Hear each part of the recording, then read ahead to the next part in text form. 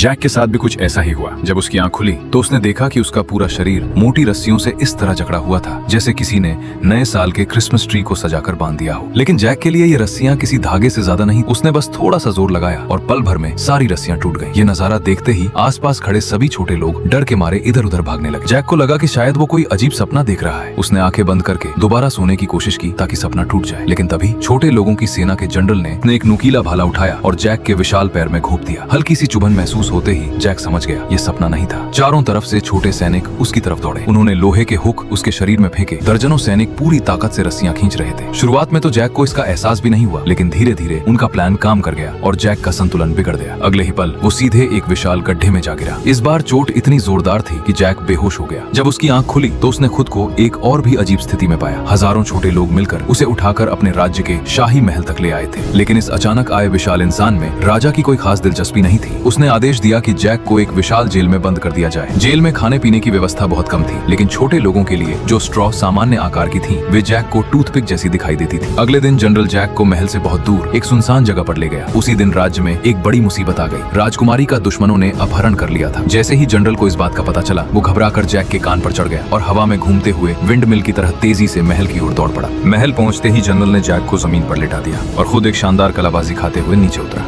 Jack समझ चुका था कि राजकुमारी बड़ी मुसीबत में है। उसने जनरल से कहा कि वो उसकी मदद कर सकता है, लेकिन जनरल को डर था कि कहीं सारा श्रेय जैक को न मिल जाए। इसलिए उसने सख्त आदेश दिया कि जैक अपनी जगह से बिल्कुल न हिले। इतना कहकर जनरल अपनी केवल 1 सेंटीमीटर लंबी तलवार लेकर राजकुमारी को बचाने निकल पड़ा। उसने सीधे उस स्विच को दबा दिया जो उसकी सभी जंजीरों को खोल देता था। उधर दुश्मन राजकुमारी को लेकर भागने ही वाले थे कि अचानक जैक किसी देवदूत की तरह उनके सामने खड़ा हो गया। दुश्मनों की आंखों में डर साफ दिखाई दे रहा था। जैक ने एक एक करके सभी दुश्मनों को ऐसे उठाया जैसे वे खिलौने हों और उन्हें सीधे महल के तालाब में फेंक दिया। कुछ ही क्षणों में पूरी लड़ाई खत्म हो चुकी थी। इसके बाद उसने राजकुमारी को सुरक्षित जगह पहुंचा दिया। जब जनरल राजकुमारी को बचाने के लिए महल पहुंचा तब तक राजकुमारी वहां से गायब हो चुकी थी। उसे समझ ही नहीं आया कि आखिर हुआ क्या है। राजकुमारी जैक को धन्यवाद देने ही वाली थी कि तभी पूरे महल में खतरे का सायरन बज उठा। एक नई मुसीबत ने दस्तक दे दी थी। महल में भीषण आग लग चुकी थी और सबसे बड़ी बात, राजा अपने शयन कक्ष में फंसे हुए थे। स्थिति बेहद गंभीर थी। ये देखकर जैक बिना समय गवाए आग वाली जगह की ओर दौड़ पड़ा। उसने देखा कि राजा कमरे के अंदर फंसे हुए हैं। पहले तो उसने उन्हें अपने हाथों से निकालने की कोशिश की, लेकिन आग इतनी भयानक थी कि उसकी त्वचा तक झुलसने लगी। आग बुझाने के लिए बहुत ज्यादा पानी की जरूरत थी, लेकिन वहाँ पानी का कोई इंतजाम नहीं था। आग हर सेकंड और भी भयानक होती जा रही थी। ऐसे में जैक ने एक ऐसा फैसला लिया जिसकी किसी ने कल्पना भी नहीं की थी। उसने तुरंत अपनी पैंट उतारी और फिर एक जोरदार धार सीधे कमरे की तरफ छोड़ी। वो धार किसी समुद्री ड्रैगन की तरह हवा को चीरती हुई अंदर पहुंची और देखते ही देखते राजा के आसपास की आग को ठंडा कर दिया। ये तरीका भले ही बेहद अजीब और शर्मनाक था, लेकिन काम कर गया। राजा की जान बच चुकी थी। ये दृश्य देखकर जनरल का गुस्सा 7वें आसमान पर पहुंच गया। वो जैक को रोकने के लिए आगे बढ़ा, लेकिन जैक ने मुड़कर उसी धार का निशाना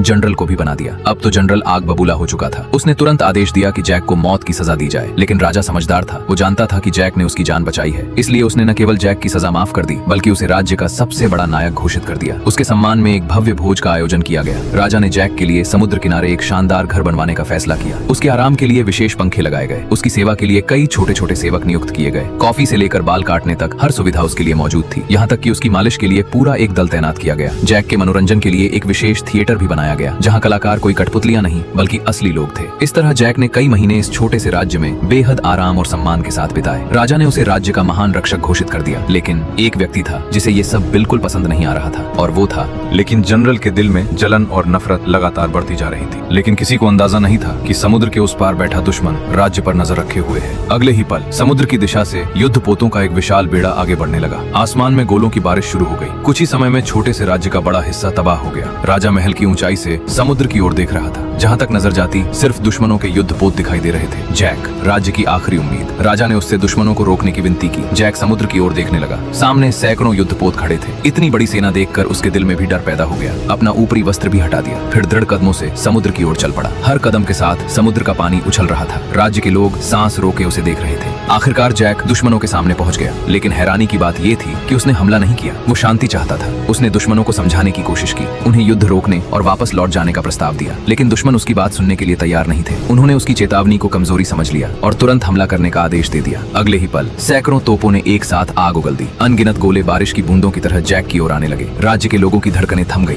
उन्हें लगा कि अब सब खत्म हो जाएगा, लेकिन फिर एक चमत्कार हुआ। तोपों के गोले जैक के शरीर से टकराए और वापस उछल गए, जैसे वे किसी इंसान से नहीं बल्कि लोहे की दीवार से टकराए हों। एक भी गोला उसे गंभीर नुकसान नहीं पहुंचा सका। दुश्मन स्तब्ध रह गए और जैक, उसे भी अपनी ताकत का असली अंदाजा हो गया। उसके अंदर का डर धीरे धीरे गायब होने लगा। उसकी जगह आत्मविश्वास ने ले ली। अब वो समझ चुका था कि दुश्मन उसे रोक नहीं सकते। जैक आगे बढ़ा। उसने समुद्र में फैली विशाल रस्सियों को अपने हाथों में मजबूती से पकड़ लिया, फिर पूरी ताकत लगाकर उन्हें खींचना शुरू किया। जो दृश्य उसके बाद दिखाई दिया उसने इतिहास बदल दिया। सैकड़ों युद्धपोत एक साथ उसकी ओर खिंचने लगे। ऐसा लग रहा था मानो कोई विशालकाय इंसान चींटियों को अपनी तरफ घसीट रहा हो। जिस युद्ध को असंभव माना जा रहा था, जैक ने उसे अकेले जीत लिया। पूरे राज्य में खुशी की लहर दौड़ गई। लोग सड़कों पर निकल आए। हर तरफ सिर्फ एक ही नाम गूंज रहा था, जैक जैक जैक। लेकिन जहां पूरे राज्य में जश्न मनाया जा रहा था, वहीं एक व्यक्ति ऐसा भी था जिसके दिल में नफरत पहले से कहीं ज्यादा बढ़ चुकी थी। वो था जनरल। उसकी पदवी छिन चुकी थी। राजकुमारी के साथ उसकी सगाई भी टूट चुकी थी। अपमान और बदले की आग उसके अंदर धधक रही थी।